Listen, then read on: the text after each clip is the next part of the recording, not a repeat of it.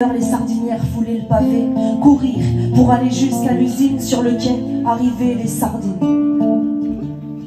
On entendait le bruit de leurs sabots, leurs boutouquottes, le cancan des bateaux, les sorts de la sardine en boîte. Courir pour aller se faire payer une misère, 5 sous de l'heure qu'elles demandaient quand elles se sont mises en grève, 46 jours de piquet.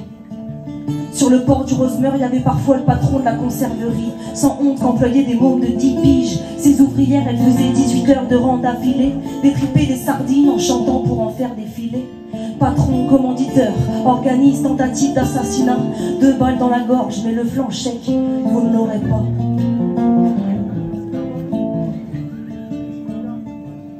Sur le port du Rosemeur, il y avait un tas de maisons surpeuplées, toute une famille dans 10 mètres carrés. Filets qui sèchent dans les venelles, odeur de poisson dans les tonnelles.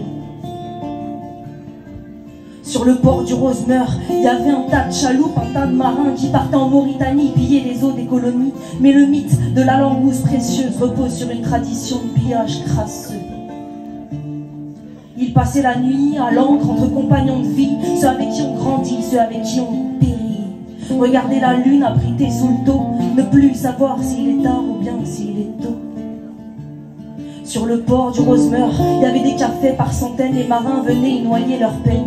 Encore une chaloupe qui a chaviré, dans le bras de Saint-Dié, les marins hier se sont noyés. Aujourd'hui, sur le port du Rosemeur, il y a la criée, où plus personne ne crie. On entend juste les camions frigorifiques qui vont larguer leur cam jusqu'à Rungis. Sur le port du Rosemeur, il y a l'abri du marin. D'un lieu humaniste, c'est devenu un lieu capitaliste. À part de luxe pour gros riches qui chient sur l'histoire, ça en devient irréaliste.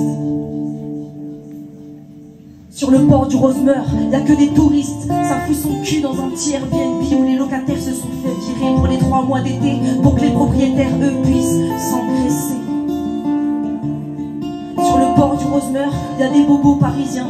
Ils disent qu'en Bretagne, ils s'y sentent bien, tellement bien qu'ils ont une maison secondaire, qui viennent 3 fois l'an pour prendre en photo la mer.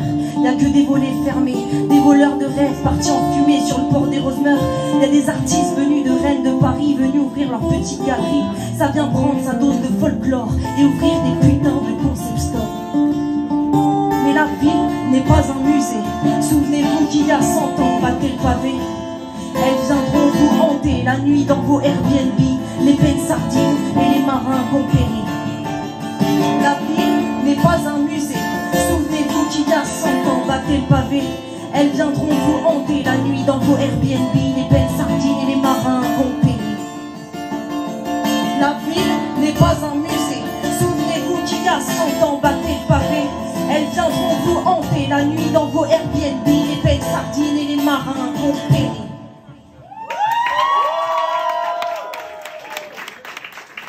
Merci beaucoup l'espace Léo Ferré. Vous voulez pas qu'on se rapproche un peu? J'ai besoin de votre présence ce soir. Vous êtes là ou quoi?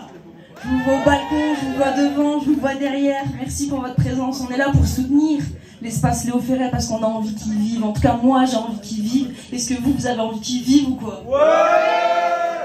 Alors, on va essayer de le faire vivre à travers du hip-hop qui fusionne avec de la guitare et du slam. On comprend pas trop, mais on aime bien. Vous aimez bien, quoi?